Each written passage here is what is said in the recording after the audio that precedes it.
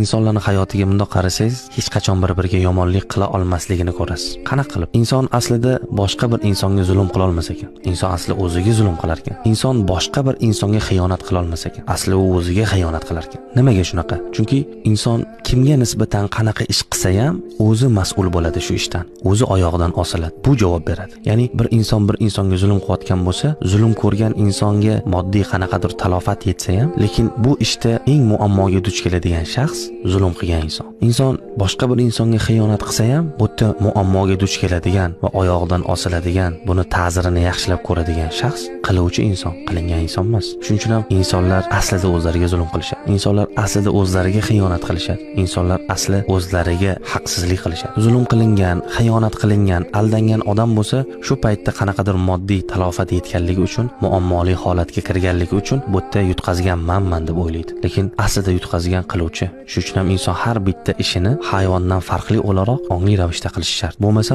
hamma qilgan yomonliklaridan o'zi javobgar bo'ladi, o'zi mas'ul bo'ladi, o'zi muammoga duch keladi. Qilingan inson emas. Qilingan inson kerak bo'lsa yutib ketadi u joyda. Shuning uchun kimdir sizga muammo qilsa, kimdir sizga zulm qilsa, kimdir sizni haqqingizni yeb, kimdir sizga xiyonat qilsa, xotirjam bo'lasizki, qiluvchi inson o'ziga juda ham katta xato qildi, o'ziga jabr qildi, qilingan inson emas.